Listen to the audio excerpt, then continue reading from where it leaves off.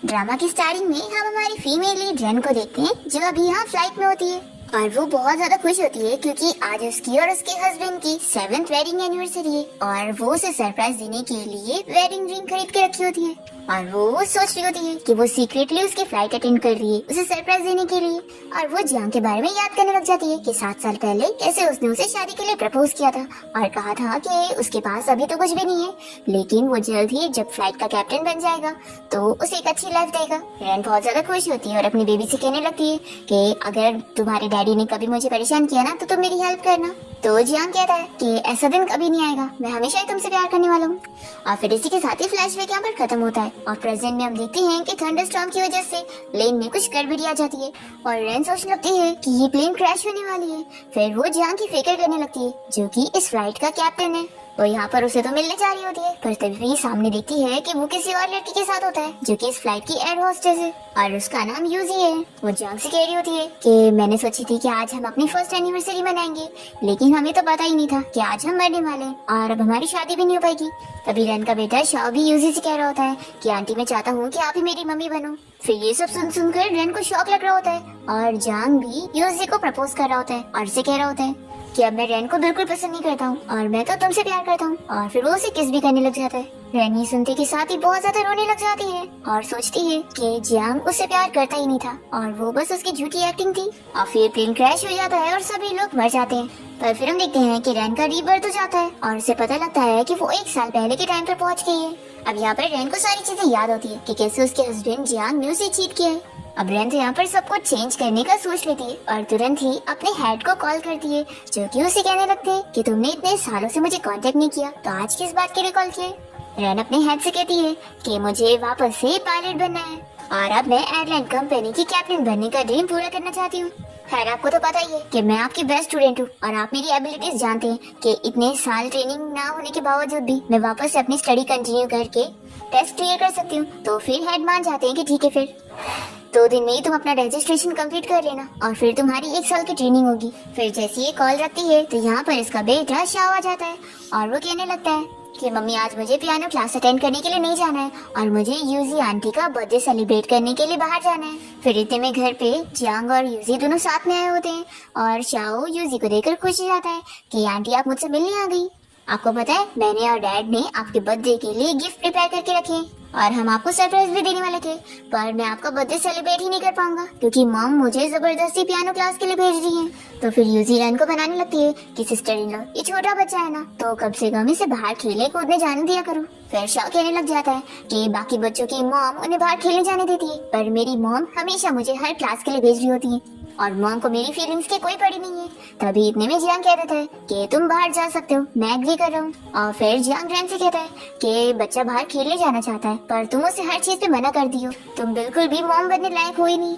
और फिर शाओ भी कहने लगता है कि मम्मी आपको यूजी आंटी से कुछ सीखना चाहिए। फिर जियांग इस पर रेन को और चिल्ला रहा होता है तो यूजी अच्छी बनने की एक्टिंग करने लगती है और कहती है कि आप लोग बच्चे की वजह से ऐसे मत लड़ो और वो जियांग को समझाती है कि सिस्टर इन लॉ बच्चे के अच्छे के लिए कर रही है। रेन ये सब सुनकर सोच रही होती है कि पिछली लाइफ में आज ही का वो दिन था जिस टाइम पर यूजी उसकी लाइफ में इंटरफेयर करने लगी थी। फिर वो अपनी पिछली लाइफ की चीजें याद करने लगती है और हमें फ्लैशबैक में दिखाते हैं कि जियांग जब रेन को ऐसे चिल्ला रहा होता है तो यूजी उसे समझाती है कि उन दोनों को ऐसे झगड़ा नहीं करना चाहिए। और फिर वो जियांग को सॉरी भी कहने लगती है कि मुझे तुम लोग के फैमिली मैटर में इन्वॉल्व नहीं होना चाहिए था और वो जाने लगती है। जल्दी से शाओ से रोकता है और उसे अपने घर पे अपने साथ रहने के लिए बोल रहा होता है और फिर वो रेन को चिल्लाने लगता है कि आप यहाँ से चली जाओ, मुझे आप बिल्कुल नहीं चाहिए, आपको कुछ भी नहीं आता है और आप बस मुझे कंट्रोल करती रहती हैं, मैं आपसे नफरत करता हूँ, आप अच्छी मॉम हो ही नहीं। और फिर जियांग भी रेन को बातें सुनाता है कि यूजी हमेशा तुम्हारी साइड लेती है और कहती है कि तुम कितनी अच्छी हो और फिर भी मैं तुम्हारी सारी हरकतों को इग्नोर कर रहा था और तुम हर दिन ऐसे ओल्ड लेडी की तरह तैयार होकर ऐसे पूरा दिन काम करके किसे दिखा रही हो। रेन कहती है कि मैं पूरा दिन घर का काम करती रहती हूँ और बच्चे का भी ख्याल रखती हूँ तो मेरे पास ड्रेसअप होने का टाइम कहाँ से रहेगा, मैं ऐसी पूरी थक चुकी होती हूँ। जियांग कहता है कि ऐसी बात है ना तो तुम घर पे अच्छी से छुट्टी मनाओ। और फिर वो शाओ और यूजी को अपने साथ बाहर ले जाने की बात करता है तो शाओ बहुत ही खुश हो जाता है और फिर यूजी रेन को समझाने लगती है कि जियांग के ऊपर वर्क प्रेशर इतना ज्यादा है कि इस वजह से वो ऐसा बिहेव कर रहा है, वो उसे मनाएगी तो वो ठीक हो जाएगा। और फिर यूजी शाओज को कहने लगती है कि मैं तुम्हें बाहर म्यूजियम में घुमाने लेके चलूंगी। तो बहुत ही खुश आता है कि आंटी आप कितनी अच्छी हो और ये मॉम बिल्कुल अच्छी नहीं। फ्लैशबैक यहाँ पर खत्म होता है और रेन सोच रही होती है कि यूजी अपने अच्छे बिहेवियर का यूज करके शाओ के दिल में ऐसा डाल चुकी है कि मैं बिल्कुल अच्छी नहीं हूँ और जियांग तो मुझे यूजलेस समझता है। लेकिन लकीली अपनी पिछली लाइफ में मरने से पहले मैंने इन दोनों का बिट्रेयल देख चुकी थी। फिर यहाँ पर जियांग यूजी की तारीफ कर रहा होता है कि तुम कितनी अच्छी हो, पर फिर रेन कह देती है कि शाओ बाहर जा सकता है यूजी और तुम्हारे साथ उसका बर्थडे सेलिब्रेट करने के लिए। और फिर रेन अपने बेटे शाओ से कहने लगती है कि तुम बाहर घूमने तो जा सकते हो, लेकिन तुम्हें याद है ना कि आर्ट क्लासेस के लिए तुमने खुद ही ज्वाइन किया था और तुमने मुझसे प्रॉमिस किया था कि चाहे जो हो जाए तुम क्लासेस को मिस नहीं करोगे। तो मैंने तुम्हें सिखाई हो ना कि अपना प्रॉमिस कभी तोड़ना नहीं चाहिए।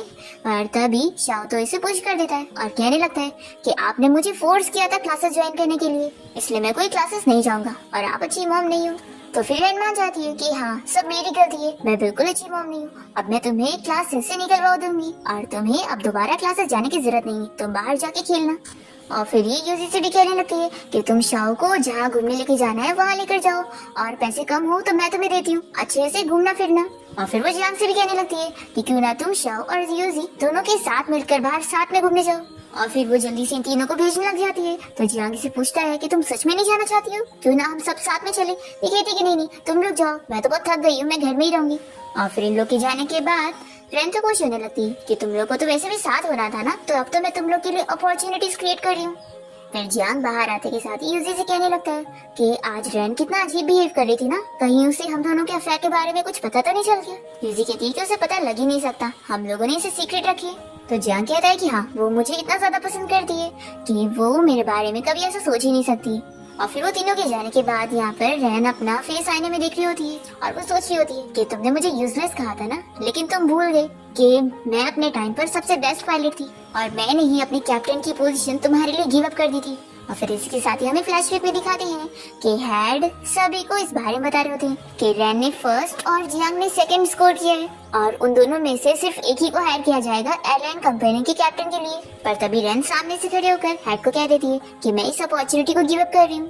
तो हेड उसे लास्ट बार ही समझा भी देते हैं कि अगर वो ये मौका गिव अप करेगी तो उसे फ्यूचर में दोबारा कभी ये चांस नहीं मिलेगा।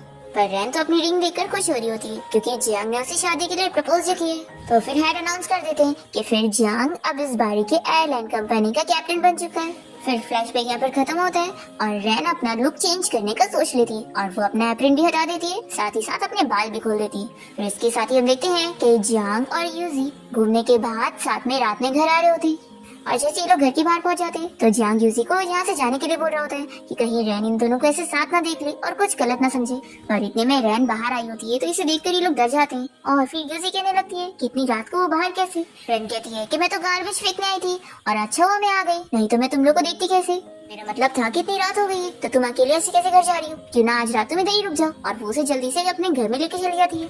फिर इसके बाद रेन यहाँ बुक पढ़ रही होती है, तभी इतने में जियांग आकर उसे पूछने लगता है ये तुम तो कभी किसी स्ट्रेंजर को घर में रुकने नहीं देती हो, तो आज क्या हो गया।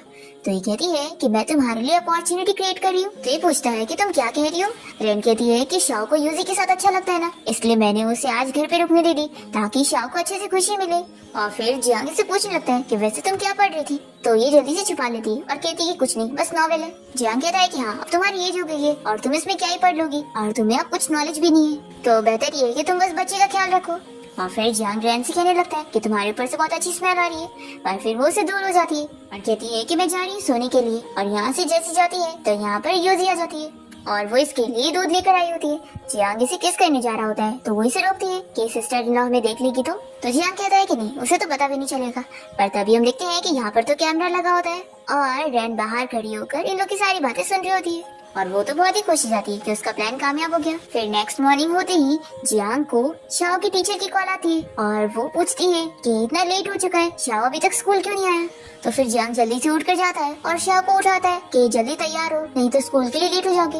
और फिर ये तुरंत ही रेन को आवाज देने लगता है। तभी इतने में यहाँ पर यूजी आती है और कहती है कि सिस्टर इन लोग घर पे नहीं है, तो चलो मैं ही शाओ को तैयार कर देती हूँ। फिर जियांग रेन को आवाज दिए जा रहा होता है और फिर उसे कॉल भी लगाने लगता है, पर उसका कॉल लगता ही नहीं है। और फिर इतने में वो सामने रेन को देखता है जो कि अभी वर्कआउट करके घर आई होती है। ये उससे पूछता है कि तुम कहाँ पर थी।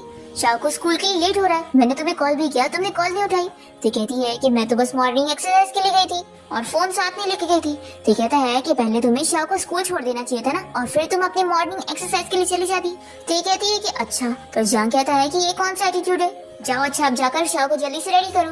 तो कहती है कि मेरी क्या जरूरत है, उसे वैसे भी मेरे साथ रहना पसंद नहीं है, तो यूजी उसे तैयार कर देगी। तो जियांग कहता है कि ठीक है फिर तुम ब्रेकफास्ट रेडी करने जाओ, अभी मैं और यूजी भी तैयार होकर अपने काम पे जा रहे हैं। फिर यूजी शाओ को रेडी करके ले आती है और कहती है कि सिस्टर इन लो अब इसे ब्रेकफास्ट दे दो। तो रेन कह रहे थे कि शाओ को मेरा बनाया हुआ ब्रेकफास्ट खाना बिल्कुल भी पसंद नहीं है, तो शाओ तुम यूजी आंटी और डैड के साथ बाहर जाकर अपना मनपसंद ब्रेकफास्ट खा सकते हो। तो शाओ तो खुश हो जाता है कि मम्मी क्या सच में मुझे आपका बनाया हुआ ब्रेकफास्ट नहीं खाना पड़ेगा। तो कहती है कि हाँ, अब से तुम्हें मेरा बनाया हुआ न्यूट्रिशियस ब्रेकफास्ट खाने की जरूरत नहीं है, तुम अपनी मनपसंद की चीजें बाहर जाके खा सकते हो, अब से मैं तुम्हें कभी फोर्स नहीं करने वाली हूँ। तो शाओ तो बहुत ही खुश होने लगता है और कहता है कि मैं फ्राइड चिकन, सॉसेज ये सब खाऊंगा। तो जियांग चिल्लाने लगता है कि आखिर शाओ ये सारी चीजें खाएगा तो उसकी हेल्थ खराब हो जाएगी। रेन कहती है कि तुम और यूजी मिलकर इसे यही सब तो खिलाने के लिए बाहर लेकर गए थे ना, और वैसे भी तुम्ही ने तो कहा था, और तुम्ही ने तो कहा था कि बच्चे की खुशी मैटर करती है, तो मैं बच्चे की खुशी में हाँ बोल रही हूँ। फिर जियांग बहुत ज्यादा गुस्सा आने लगता है और कहता है कि मैं भी फ्लाइट के लिए लेट हो रहा हूँ, इसलिए मैं तुमसे बाद में बात करूंगा। तो रेन यूजी को समझाने लगती है कि लगता है जियांग के ऊपर काम का काफी ज्यादा प्रेशर हो गया है, इसलिए तुम इसे अच्छे से बात करके इसे रिलैक्स करवाना, क्योंकि ऑफ कोर्स तुम ही इसे बहुत ही अच्छे से समझती हो। तो जियांग कहता है कि मैंने बोला ना कि मैं अपना काम करने के बाद सीधे घर आऊंगा और हम दोनों अच्छे से बात करेंगे।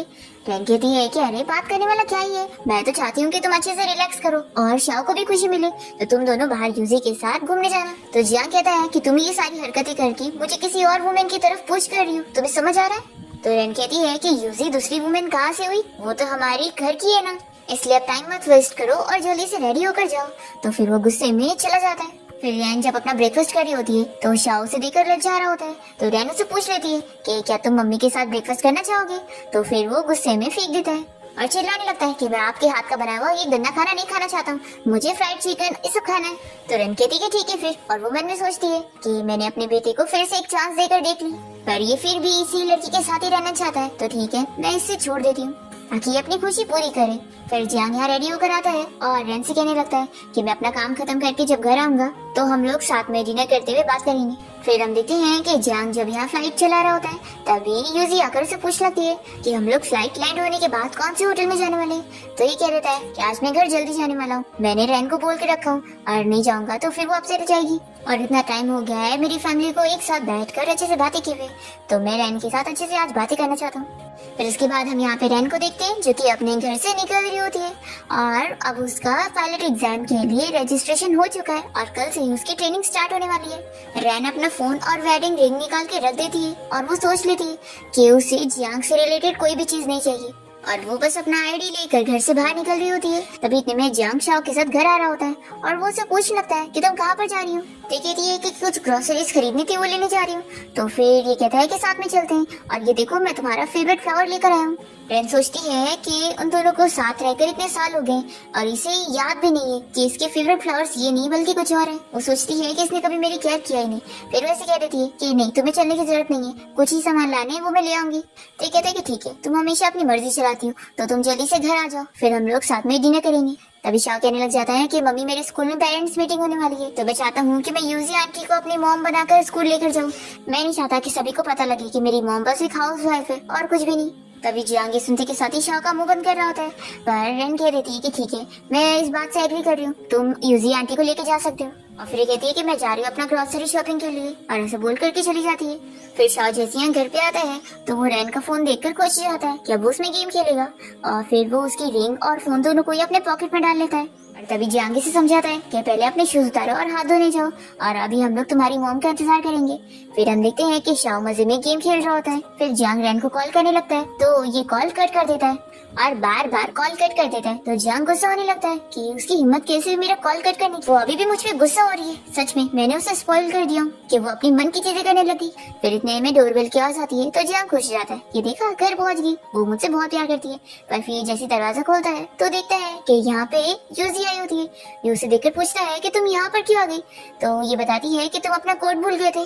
तो ये से समझाता है कि मैंने कहा था ना कि तुम्हें थोड़ा डिस्टेंस मेंटेन करके रखना चाहिए, अभी रैन मुझसे गुस्सा हो गई है और मैं नहीं चाहता कि तुम्हारी वजह से मेरे और उसके बीच में प्रॉब्लम आ जाए। तो फिर ये उसे सॉरी कहने लग जाती है। तभी शाओ यूजी को देखकर खुश हो जाता है और उसे साथ में खेलने के लिए बोल रहा होता है। तो फिर जियांग मान जाता है कि ठीक है, थोड़ी देर अभी इसके साथ खेल लो, उसके बाद चले जाना। और फिर हम देखते हैं कि शाओ यहाँ यूजी के पास रैन का फोन निकालता है और कहता है कि आंटी चलो गेम खेलते हैं। तभी ये फोन देखते के साथ ही पहचान जाती है कि ये तो तुम्हारी मॉम का फोन है ना, तुम्हारे पास कैसे। तो ये बताता है कि जैसे मैं घर आया था तो मुझे टेबल पर ये फोन मिला और साथ ही साथ मॉम की रिंग भी रखी थी। तो यूजी सोचती है कि वेडिंग रिंग रैन के लिए कितनी इंपॉर्टेंट थी और वो कभी नहीं निकालती थी, तो अब क्या हो गया।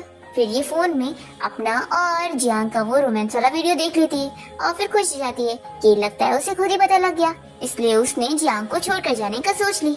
अच्छी बात है, वो हमारे बीच में नहाए तो ज्यादा बेहतर रहेगा। फिर इतने में जियांग यहाँ पर आने लगता है तो ये जल्दी से फोन को छुपा लेती है और फिर ये शाओ को समझाने लगती है कि तुम्हें ज्यादा फोन में गेम नहीं खेलना चाहिए, नहीं तो तुम्हारी आंखें खराब हो जाएगी। तो ये कहता है कि ठीक है आंटी, मैं आपकी बातें सुनूंगा। जियांग ये सुनता है तो याद करने लगता है और हमें फ्लैशबैक में दिखाते हैं रैन घर के काम कर रही होती है और वो शाओ को फोन में गेम खेलते हुए देखकर उसे समझाती है कि ज्यादा फोन में गेम मत खेलो, नहीं तो आंखें खराब होगी। तो वो उल्टा उसे जवाब देता है कि यूजी आंटी मुझे कभी नहीं रोकती और आप मुझे फालतू का ही रोक रही हैं। तो फिर ये सुनते के साथ ही जियांग रैन को कहता है कि तुम्हें सच में बच्चे को खुश करना बिल्कुल नहीं आता, तुम यूजी से कुछ सीख लो कि बच्चे कैसे पालते हैं। फिर फ्लैशबैक यहाँ पर खत्म होता है और जियांग शाओ से कहने लगता है कि अभी तुम्हारी मम्मी घर पे आएंगी तो उन्हें गुस्सा मत करना और उनकी सारी बातें सुनना। तो ये कहता है कि मैंने आखिर मम्मी को कब गुस्सा दिलाया, उल्टा वही मुझे बुरी तरीके से ट्रीट करती है और मुझे वो मॉम नहीं चाहिए। तो जियांग इस पर गुस्सा करने लग जाता है तो यूजी से समझाती है कि बच्चे पर गुस्सा मत करो और तुम अपना जाओ आराम करो। फिर जियांग अपने रूम में चला जाता है और यूजी शाओ से कहती है कि तुम चाहते हो कि तुम्हारी मम्मी गायब हो जाए और मैं तुम्हारी मम्मी बन जाऊं। तो शाओ खुश होकर कहने लगता है कि क्या ऐसा हो सकता है। तो यूजी कहती है कि हाँ ऐसा हो सकता है, लेकिन उसके लिए तुम्हें ये फोन मुझे देना पड़ेगा, फिर देखना कैसे मैं ही तुम्हारी मम्मी बनूंगी। तो फिर ये मान जाता है कि ठीक है मुझे फोन नहीं चाहिए। यूजी से ये भी समझा देती है कि तुम डैड को इस बारे में बिल्कुल मत बताना कि तुमने अपनी मॉम का फोन मुझे दे दिए। दूसरी तरफ हम यहाँ पे रैन को देखते हैं जो कि अपने एक टीचर के पास पहुँचती है तो वो उसे देखकर बहुत ही खुश होती है कि मुझे आज भी वो दिन याद है जब तुमने बताई थी कि तुम्हारा ड्रीम पायलट बनना है, लेकिन कहीं ऐसा तो नहीं कि फिर से तुम वापस से गिव अप कर दोगी। तो रैन कहती है कि टीचर आप फिक्र मत करो, अब ऐसा दोबारा कभी नहीं होगा और मेरा ड्रीम पूरा करने से अब मुझे कोई नहीं रोक सकता है। तो इसकी टीचर इसे गुड लक विश करते हैं और पूछते हैं कि अभी 1 साल की ट्रेनिंग के लिए तुमने अपना लगेज नहीं लाई। तो ये कहती है कि मैं सारी चीजें न्यू खरीद लूंगी। फिर टीचर उसे हॉस्टल रूम में जाने के लिए बोल देते हैं। तभी इतने में यहाँ ऑफिस में एक लड़का आया होता है जिसका नाम हान है और ये हमारे स्टामी का सेकंड मेल लीडर है। ये रैन को बताने लगता है कि क्या तुमने मुझे पहचानी, मैं तुम्हारा वही फैटी हूँ। तो फिर ये इसे पहचान लेती है कि वो उसका चाइल्डहुड फ्रेंड है। हान रैन को बताने लगता है कि मैंने फाइनली वेट लॉस कर लिया और मैं यहाँ पर आ गया अपना ड्रीम पूरा करने। फिर टीचर इन दोनों को ही अपने हॉस्टल में जाने के लिए बोल देते हैं और फिर दोनों ही साथ में जब जा रहे होते हैं तो हान रैन से पूछता है कि मैंने तुम्हारे बारे में सुना था कि तुमने जियांग से शादी कर ली थी। तो कहती है कि हाँ, लेकिन अब मैं उससे डिवोर्स लेने वाली हूँ क्योंकि अब मैं उससे प्यार नहीं करती। तो फिर एक खुश जाता है और बताने लगता है कि तुम्हें पता है मैंने पहले तुम्हें चेस करने वाला था, लेकिन फिर मुझे पता चला कि तुमने अपनी जॉब तो क्विट कर ही दी हो और साथ ही में तुमने जियांग से शादी भी कर ली हो। तो इस वजह से मैंने तुम्हें चेस करने के बारे में गिव अप कर दिया था, लेकिन अब मुझे लगता है कि मुझे फिर से एक चांस मिल गया है। तो ये कहती है कि तुम अब अचानक से ऐसा क्यों कह रहे हो। तो ये कहता है कि मुझे डर है कि अगर मैंने अभी नहीं बोला तो फिर मुझे दोबारा कभी चांस नहीं मिलेगा। लास्ट बारी मैंने अपना चांस मिस किया था तो मुझे इतना टाइम वेट करना पड़ गया। रैन इस पर कुछ नहीं कह पा रही होती है। तो ये कहता है कि मैं जानता हूँ कि तुम्हें अभी टाइम की जरूरत है और मैं तुम्हारे लिए इंतजार करने को तैयार हूँ। हाँ, मैं जानता हूँ कि तुम शायद मुझे ना एक्सेप्ट करो, लेकिन मैं फिर भी ट्राई करना चाहता हूँ ताकि बाद में मुझे कोई रिग्रेट ना हो। और कोई बात नहीं, अगर तुमने मुझे एक्सेप्ट नहीं करी तो हम लोग फ्रेंड्स बन के भी रह सकते हैं। और उल्टा मैं तो बहुत ज्यादा एक्साइटेड हूँ तुम्हारे साथ सेम प्लेन शेयर करने के लिए। फिर यहाँ घर पे हम देखते हैं कि यूजी शाओ को सुला देती है। तभी इतने में यहाँ पर जियांग आता है और वो कहता है कि इतनी रात हो गई है, अभी तक रैन घर क्यों नहीं आई। फिर ये उसे कॉल लगाने लगता है और यूजी उसका कॉल कट करती जाती है। फिर ये काफी परेशान हो रहा होता है। तभी इतने में यूजी रैन के फोन से इसे मैसेज कर देती है और मैसेज में लिखती है कि मेरी मॉम बीमार हो गई है तो मैं हॉस्पिटल में उनका ख्याल रख रही हूँ और मैं कुछ दिन के लिए घर नहीं आऊंगी। फिर ये मैसेज देखने के बाद जियांग बहुत ही गुस्सा होने लगता है कि आखिर उसने मुझे पहले क्यों नहीं बताई। फिर ये यूजी को बता देता है कि रैन किसी काम से अपने होम टाउन गई हुई है तो कुछ टाइम के लिए तुम ही शाओ का ख्याल रख लो। तो ये हाँ बोलती है। फिर इसके बाद जियांग जब यहाँ शावर ले रहा होता है तभी यूजी यहाँ पर पहुँच जाती है और उसे कहती है कि अब उसकी वाइफ यहाँ पर नहीं है तो वो दोनों कुछ भी कर सकते हैं और उसे पता भी नहीं चलेगा। दूसरी तरफ हम यहाँ रैन को देख रहे होते हैं जो कि अच्छे से अपनी क्लासेस अटेंड कर रही होती है और अपनी ट्रेनिंग ले रही होती है। फिर जब वो और हान बैठ के साथ में लंच कर रहे होते हैं तो वो उससे पूछती है कि अगर हमें कभी आगे चल के थंडरस्टॉर्म झेलना पड़ गया तो क्या हम लोग प्लेन को हैंडल कर लेंगे। तो ये कहता है कि वैसे तो बहुत ही मुश्किल होगा लेकिन इम्पॉसिबल भी नहीं है, हम लोग अपनी पूरी कोशिश करेंगे। और वो रैन से पूछने लगता है कि क्या तुम्हें थंडरस्टॉर्म से डर लगता है। तो ये सुनकर वो अपनी पुरानी लाइफ की सारी चीजें याद करने लगती है और कहती है कि मुझे डर इस बात का है कि ये इतनी मुश्किलों से जो ये मुझे लाइफ मिली है कहीं मैं इसे खो ना दूं, लेकिन अब मैंने ये करियर चुनी हूँ तो मैं अपनी पूरी कोशिश करने वाली हूँ और मैं हार नहीं मानने वाली हूँ। फिर नेक्स्ट सीन में हम जियांग को देखते हैं जो कि अपना कोई कपड़ा ढूंढ रहा होता है और फिर वो रैन को आवाज देने लगता है कि उसका वो कपड़ा उसे ढूंढ के दे दे। तभी यूजी आकर उसे बताती है कि क्या तुम भूल चुके हो कि रैन तो अपनी मॉम के घर गई है ना और उसे गए हुए 3 महीना भी हो गए। तो फिर जियांग अब से ढूंढने लगता है और कहता है कि मेरे कुछ कपड़े तुम बस उन्हें धो दो और हाँ हाथ से धोना। फिर इसकी जाने के बाद ही बहुत ही गुस्सा होती है और उसके कपड़ों को वॉशिंग मशीन में डाल देती है और सोचती है कि बढ़ाया मेरे को हाथ से धोने के लिए बोल रहा था। वो रैन ही इतनी बड़ी फूल थी जो इसकी सारी बातें सुनती थी। फिर इतने में इसके पास शाव आ जाता है और बताने लगता है कि आंटी मुझे बहुत ही ज्यादा बुखार फील हो रहा है। तो ये देखती है कि हाँ इसे सच में बुखार है। फिर शाव कहने लगता है कि लेकिन मुझे कोई मेडिसिन नहीं लेनी है और ना मुझे इंजेक्शन लेना है। तो कहती है कि ठीक है फिर मत लो, तुम बस जाओ सो जाओ, तुम ठीक हो जाओगे। और फिर इसके बाद ये और जियांग मिलकर जब ऑफिस जाने के लिए निकल रहे होते हैं तो ये पूछता है कि शाव कहाँ पर है। तो कहती है कि मैंने तो ऑलरेडी उसे स्कूल भेज दी। और फिर ऐसा झूठ बोलकर वो उसके साथ काम पर जाने के लिए निकलती है। और फिर हम देखते हैं कि शाव की तबीयत और भी ज्यादा खराब हो जाती है और वो रैन को याद करने लगता है और फिर वो बेड पर से नीचे गिर जाता है और बेहोश हो जाता है। फिर रात में जब जियांग और यूजी काम करके घर आते हैं तो जियांग यहाँ शाव को पड़े हुए देखता है और जल्दी से उसकी फिक्र करने लगता है कि इसे तो बहुत ज्यादा फीवर है। वो जल्दी से यूजी को मेडिसिन लाने के लिए बोलता है। तो पूछती है कि मेडिसिन बॉक्स कहाँ है। फिर इसे मेडिसिन बॉक्स पता ही नहीं है कि कहाँ रखा है। तो ये कहता है कि मैं अभी रैन को कॉल करके पूछता हूँ। फिर ये उसे कॉल लगाने लग जाता है और यूजी उसके फोन से कॉल कट करती जाती है। फिर जियांग तुरंत ही रैन की मॉम को कॉल लगाकर उनसे कहता है कि मुझे रैन से बात करनी है, वो आपके साथ है ना और आप अभी हॉस्पिटल में होंगी। तो रैन की मॉम कहती है कि तुम ये क्या कह रहे हो, मैं कोई हॉस्पिटल में नहीं हूँ और रैन मेरे साथ थोड़ी ना है, वो तो तुम्हारे साथ होगी ना। तो फिर जियांग उनसे कहता है कि सॉरी मैं भूल गया था और वो कॉल रखता है और फिर परेशान होने लगता है कि आखिर वो कहाँ पर चली गई होगी। तभी यूजी से कहती है कि अब हम क्या करें। तो ये कहता है कि अभी हम हॉस्पिटल चलते हैं और फिर वो शाह को हॉस्पिटल लेके जाता है और यूजी से कहती है कि ठीक है मैं शाह का ख्याल रख लूंगी, तुम अपना काम में बिजी रहो। फिर इतने में जियांग के पास रैन की लॉयर आती है और वो उसे बताती है कि मिस रैन ने मुझे आपको ये डॉक्यूमेंट देने के लिए भेजा है। तो जियांग ये देखकर शॉक हो जाता है कि वो मुझसे डिवोर्स लेना चाहती है। तो लॉयर बताती है कि हाँ पर ये तो डिवोर्स एग्रीमेंट को फाड़ देता है और कहता है कि वो मुझसे ऐसे डिवोर्स नहीं ले सकती है। तो लॉयर से चिल्लाती है कि ये सब करके आपका कोई फायदा नहीं है क्योंकि उन्होंने पहले ही केस फाइल कर चुकी है, क्योंकि उन्हें पहले से पता था कि आप ऐसे ही मना करने वाले, तब आप डायरेक्ट उनसे जाकर कोर्ट में मिलना। तो फिर ये कहने लगता है कि जरूर वो ये सब एक्टिंग कर रही है और उसने तुम्हें खरीदी होगी एक्टिंग करने के लिए। तुम उसे जाके कह दो कि वो मुझ पे गुस्सा होना छोड़ दे क्योंकि इसका कोई फायदा नहीं होगा और मेरे पास जल्दी से वापस आ जाए। तो लॉयर कह देती है कि वो अब आपके पास वापस नहीं आने वाली है, उन्होंने डिसाइड कर चुकी है आपसे डिवोर्स लेने का, तो आप चाहे जो कर दो उसका कोई फायदा नहीं है और मैं आपकी बात उन तक पहुंचा देती हूँ। फिर जियांग को बहुत ही ज्यादा गुस्सा होता है और वो किसी को कॉल करके रैन के नए फोन नंबर के बारे में पता लगा लेता है और उसे कॉल करता है। ये शौक होती है कि तुम्हें मेरा नंबर कैसे मिला। तो ये कहता है कि तुम मेरी वाइफ हो तो मेरे पास सारा हक है तुम्हारे बारे में सब कुछ जानने का। अभी हान रैन को आवाज दे रहा होता है कि तुम रुक क्यों गई। फिर जियांग कॉल पर हान की आवाज सुन लेता है और रैन से पूछने लगता है कि तुम किस मैन के साथ हो, आखिर तुम मेरे साथ ऐसे कैसे कर सकती हो, 3 महीने तक तुम गायब हो गई और अब तुम किसी और मैन के साथ अफेयर चला रही हो। तो रैन भी कह देती है कि तुम्हें जो सोचना है वो सोचो, लेकिन सबसे पहले अपने अंदर झांक के देख लो कि तुम क्या हो। जियांग कहता है कि मैं तुम्हें 2 ऑप्शन दे रहा हूँ, या तो अभी इसी वक्त घर आओ या तो फिर अपना लोकेशन सेंड करो, मैं तुम्हारे पास आता हूँ। तो रैन भी से कह देती है कि मैं तुमसे डिवोर्स लेके रहूंगी और तुम एग्री नहीं कर रहे हो तो फिर हम कोर्ट में मिलते हैं। तो ये इसका रीजन पूछता है कि इतने साल हो गए हमारी शादी को और अब तुम डिवोर्स क्यों लेना चाहती हो। मैं यहाँ हमारी फैमिली के लिए इतनी ज्यादा मेहनत कर रहा हूँ और तुम्हें नहीं लगता कि तुम मेरे साथ कितना गलत कर रही हो। रैन कहती है कि ज्यादा एक्टिंग करना बंद करो, तुम अच्छी तरीके से जानते हो कि तुमने क्या किया, मैं तुम्हारे और यूजी के बारे में सब कुछ जान गई हूँ।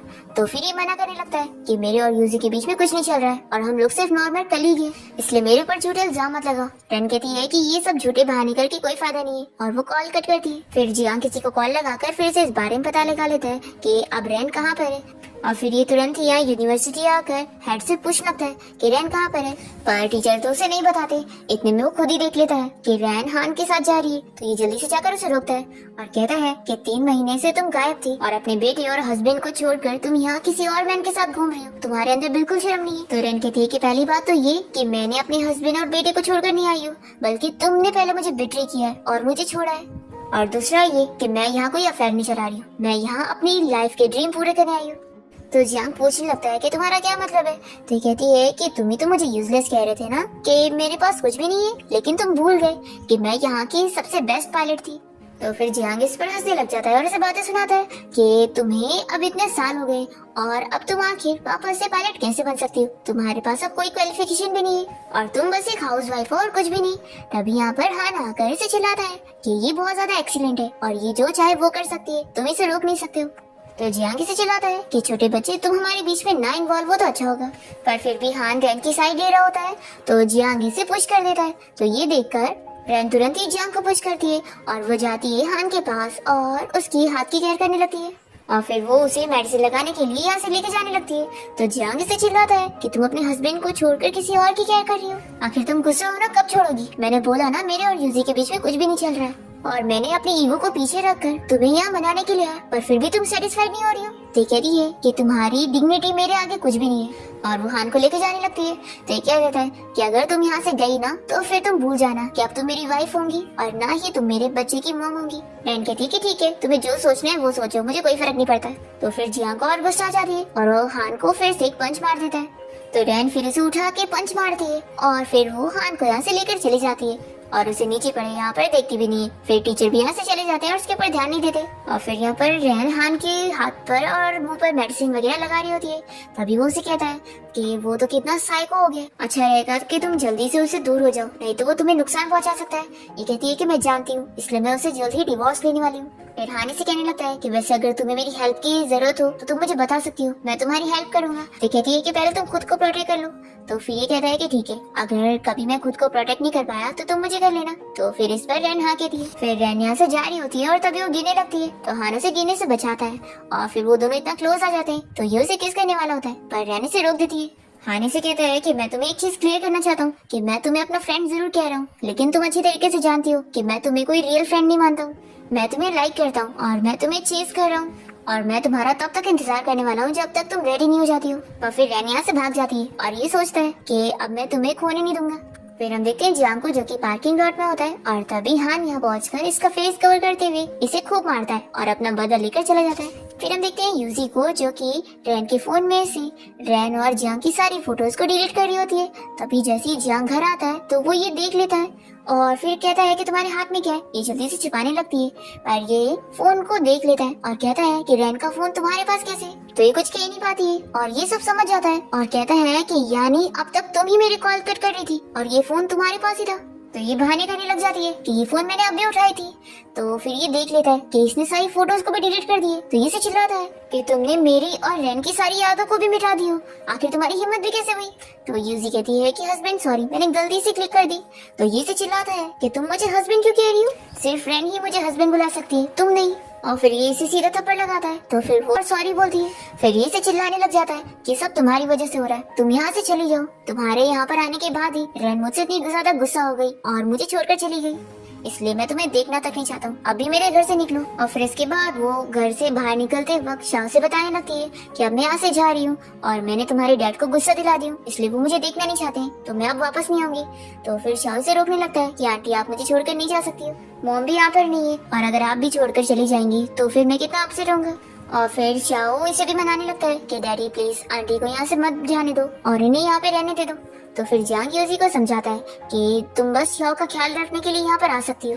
फिर नेक्स्ट सीन में हम देखते हैं कि रैन यहाँ पर सपने में देख रही होती है और अपनी पास्ट लाइफ याद कर रही होती है कि कैसे जियांग की गलती की वजह से प्लेन क्रैश हो रहा था और वही प्लेन को ठीक से हैंडल नहीं कर पाया, तभी पूरे प्लेन के सारे लोग मर गए। रैन ये सपना देखकर डर के उठती है और वो सोचती है कि यूजी और जियांग की वजह से हम सभी की जान गई थी, लेकिन इस बार मैं ऐसा बिल्कुल नहीं होने दूंगी और इस चीज को होने से रोक दूंगी। फिर यहाँ टीचर सभी को इस बारे में बता रहे होते हैं कि 1 महीने बाद सभी की ट्रेनिंग कम्प्लीट हो जाएगी और अभी लास्ट मंथ की ट्रेनिंग के लिए यहाँ पर उन लोगों के लिए एक इंस्ट्रक्टर आ रहा है जो कि इन सभी की प्रैक्टिकल फ्लाइट कोर्स करवाएगा।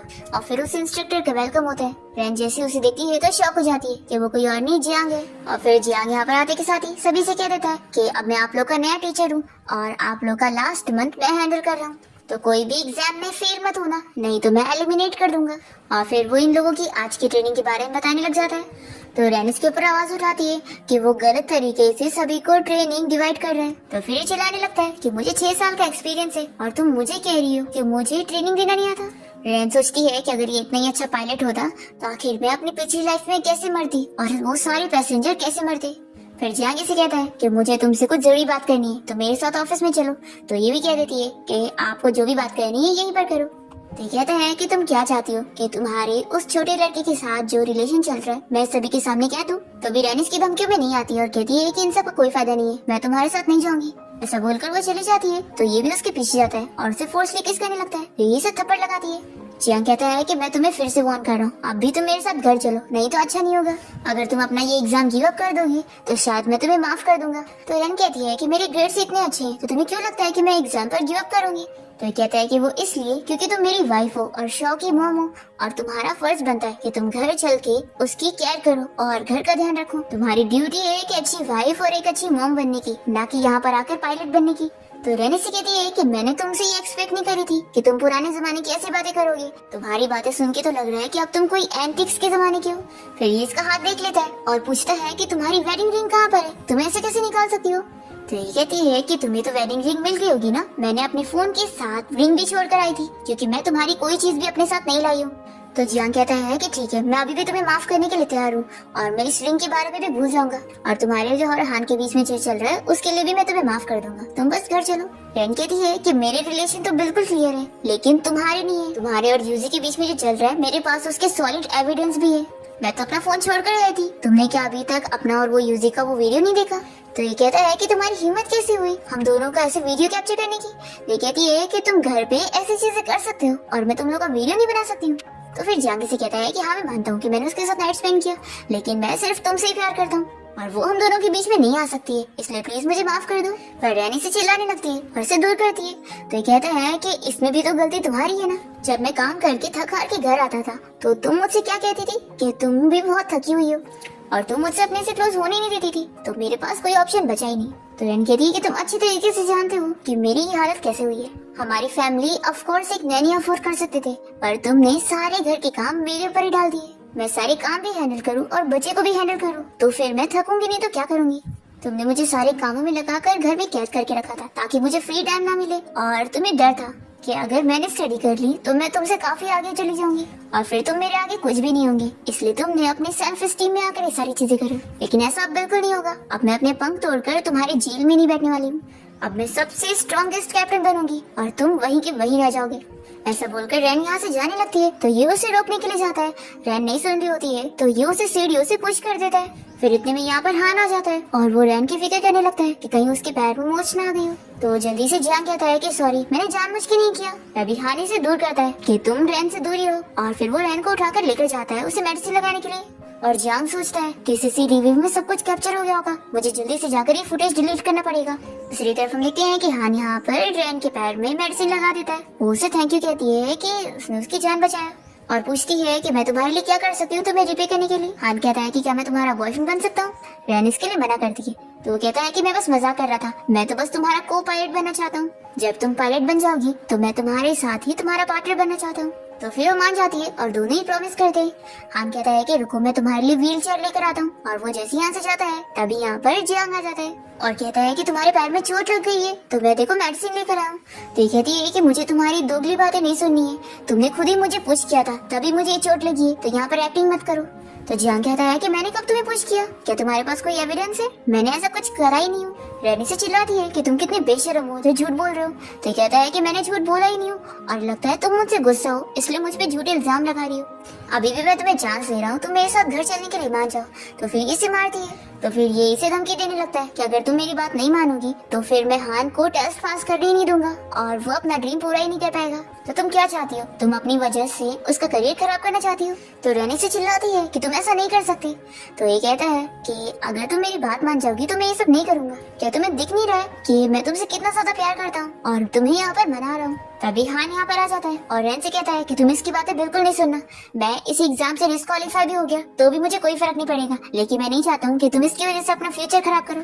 तो फिर जियांग हान को चिल्लाता है कि तुम क्या चाहते हो कि रैन हमेशा इस बात की गिल्टी फील करे कि उसकी वजह से तुम्हारा करियर खराब हो गया। रैन कहती है कि ठीक है, अगर मैं तुम्हारे साथ घर चलने के लिए मानती हूँ तो फिर तुम इसे छोड़ दोगे? तो ये कहता है कि हाँ, मैं तुमसे प्रॉमिस करता हूँ कि तुम मेरे साथ चलो फिर मैं इसे छोड़ दूंगा। रैन कहती है कि क्या मैं तुम्हें बहुत बड़ी फूल दिख रही हूँ जो तुम्हें लग रहा है मैं तुम्हारी बात पर बिलीव करूंगी? मैं अगर तुम्हारे साथ चली भी जाती हूँ ना तो भी तुम इसे नहीं छोड़ोगी और तुम्हें जो करना है वो करके रहोगी। तो जियांग से चिल्लाता है कि तुमने मुझसे झूठ बोली। ये कहती है कि मैंने बस एक बार तुमसे झूठ बोली तो तुम्हें इतना बुरा लग रहा है और तुम मुझसे 7 साल से झूठ बोलते आ रहे हो। तुम्हें तो खुशी मिलनी चाहिए ना, मैंने तुम्हारे और यूजी के लिए अपने आप को तुमसे अलग कर दी, फिर भी आखिर तुम मेरा पीछा क्यों नहीं छोड़ रहे हो? तो कहता है कि तुम बिल्कुल नहीं समझ रही हो, मैं बस उसके साथ खेल रहा हूँ और मैं उससे कोई शादी नहीं करने वाला हूँ। तो हान से कहता है कि तुम किसी और लड़की के साथ रिलेशन में हो तो तुम इसे स्मॉल मैटर समझ रहे हो और अगर तुम्हें लग रहा है कि रैन किसी और के साथ रिलेशन में है तो ये बहुत बड़ा मैटर है। तो जियांग कह देता है कि मैं एक मैन हूँ और ये एक वुमेन है, तो आखिर ये मुझे कैसे बिट्रे कर सकती है? तो हान इसे कॉन्ग्रेचुलेट करने लगता है कि तुम बहुत ही डबल स्टैंडर्ड हो। फिर रैन जियांग से कह देती है कि मुझे अब तुम्हारी सारी बातें डिस्गस्टिंग लगती है और वो इसे एक पंच मारते ही बेहोश कर देती है। और हान इसे बताने लगता है कि मैंने अभी सीसीटीवी फुटेज चेक करके आया, इसने जो तुम्हें अभी सीढ़ियों से पुश किया था इसने वो वीडियो डिलीट कर दिया। तो अब हम इसकी कंप्लेन कैसे करेंगे और इसे ये सब करने से रोकेंगे कैसे? तो ये कहती है कि तुम फिक्र मत करो, हम इसे पनिशमेंट दिलवा के रहेंगे। फिर नेक्स्ट सीन में हम देखते हैं कि जैसे जियांग घर पहुंचता है तो वो यूजी से पूछने लगता है कि रैन के फोन के साथ तुम्हें और क्या मिला था? तो ये कहती है कि कुछ भी नहीं। तो ये से और थप्पड़ लगाता है और कहता है कि वो रिंग कहाँ पर है? तो फिर ये बता देती है कि वो रिंग मुझसे गुम हो गई है। तो फिर जियांग और गुस्सा हो जाता है कि तुमने आखिर ऐसे कैसे घुमा दी और वो इसे बहुत सारे थप्पड़ लगाकर चला जाता है। फिर नेक्स्ट सीन में यूजी रैन से मिलने जाती है और उसे निशान वगैरह दिखाती है कि जियांग ने उसे कितना मारा हुआ है। तो ये कहती है कि वो तो तुमसे इतना प्यार करता है ना तो उसने तुम्हें मारा क्यों? यूजी कहती है कि उस जैसे पर्सन के अंदर कोई दिल नहीं है। रैन कहती है कि अगर तुम उसे जानती थी तो भी तुमने ये सब क्यों करी? क्या तुम उसके पैसों के लिए सब करी थी? तो यूजी बताती है कि उसने उसकी हेल्प किया था तो तभी से वो उसे लाइक करने लग गई थी और फिर वो उसके ऊपर पैसे भी खर्च कर रहा था। तो इसने सोची थी कि वो उसे सच्ची में लाइक करता है, लेकिन फिर अभी से पता लग चुका है कि वो तो बस इसके साथ खेल रहा था। और फिर यूजी रैन को जियांग के खिलाफ एविडेंस दे देती है और बताती है कि इसमें मेरी और जियांग की वो वीडियो भी है और साथ ही उसके खिलाफ और भी एविडेंस है जो कि तुम्हारे काम आएंगे। और कहती है कि मेरी बस एक ही शर्त है कि तुम उसे बर्बाद कर देना। रैन कहती है कि उसी फिक्र मत करो, तुम्हारा काम हो जाएगा। और फिर ये बोलकर रैन यहाँ से जा रही होती है तो यूजी उसे पूछती है कि तुम्हारा रीबर्थ हुआ है ना? और फिर वो उसे बताती है कि मुझे भी सब याद आ गया कि मेरा भी रीबर्थ हुआ है। और फिर वो रैन से माफी मांगने लगती है जो भी उसने करी है उसके लिए। तो रैन से कहती है कि मैं तुम्हें माफ नहीं कर पाऊंगी और वो यहाँ से चली जाती है। तो यूजी सोचती है कि वो कितनी ज्यादा एक्सीलेंट है और मैं विश करती हूँ कि वो अपना ड्रीम पूरा करे। दूसरी तरफ हम देखते हैं कि जियांग यहाँ रैन के पास आकर उसे शाओ के नाम पर ब्लैकमेल कर रहा होता है कि शाओ को इतना ज्यादा फीवर है और अगर वो चाहती है कि वो उसे हॉस्पिटल लेके जाए तो उसे उसकी बात माननी पड़ेगी और उसके पास वापस आना होगा। रैन उसकी बात नहीं मान रही होती और कहती है कि मेरे बच्चे को मुझे वापस करो, पर ये भी नहीं मान रहा होता है। तभी इतने में पीछे से हान आ जाता है और वो रैन को इशारा करता है कि वो अभी शाओ को उसे छीन लेगा। और फिर लोग मिलकर जियांग को यहीं पर गिरा देते हैं और शाओ को लेकर चले जाते हैं। और फिर हम देखते हैं कि यहाँ पर जियांग के सिर में चोट आ जाती है और उसे पुरानी लाइफ की सारी चीजें याद आ जाती है कि उसका भी रीबर्थ हुआ है। फिर इसके बाद हम देखते हैं कि हान यहाँ पे रैन को समझाने लगता है कि हम यहाँ से बहुत दूर चले जाते हैं, नहीं तो वो वापस आ जाएगा और तुम्हें परेशान करेगा। ये कहती है कि अभी कुछ चीजें ऐसी हैं जो तुम नहीं समझ पाओगे। तो ये कहता है कि मैं सब जानता हूँ, तुम डर रही हो ना कि वो थंडरस्टॉर्म में प्लेन फिर से क्रैश हो जाएगा और सब मर जाएंगे। तो ये कहती है कि तुम्हें ये सब कैसे पता, क्या तुम्हारा भी रीबर्थ हुआ है? तो ये बताता है कि हाँ, पिछली लाइफ में मैं भी तुम्हारे साथ उस प्लेन में बैठा था और मैं तुम्हें देख रहा था और पिछली लाइफ में तो मैंने तुम्हें खो दिया था, लेकिन अब नहीं, मैं तुम्हें फिर से नहीं खोना चाहता हूँ। तो ये कहती है कि मैं तुम्हें अपने साथ इन्वॉल्व करके तुम्हारी जान को भी रिस्क में नहीं डाल सकती हूँ। तो ये कहता है कि मुझे अपनी जान की परवाह नहीं है, बस तुम्हारी है, इसलिए प्लीज मुझे मत छोड़ो, मैं तुम्हारे साथ रहना चाहता हूँ, चाहे मैं मर भी गया तो भी। तो फिर रैन मान जाती और कहती है कि अगर हम मरने वाले होंगे ना तो हम ऐसे एक दूसरे को पकड़े रहेंगे और अलग नहीं होंगे। तो ये हाँ कहते हैं और फिर हान अपने डैड से बात करके उस फ्लाइट को कैंसिल करने बोल रहा होता है जिसमें पिछले साल वही प्लेन क्रैश हुआ था।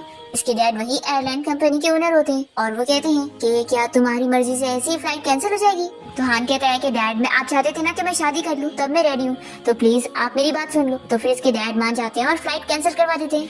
फिर दूसरी तरफ हम देखते हैं कि जियांग यहाँ पे रैन के पास आता है और उसे कहता है कि मुझे अब अपनी गलती का एहसास हो गया और मैं तुम्हें डिवोर्स देने के लिए रेडी हूँ ताकि तुम अपनी अच्छी लाइफ जी सको।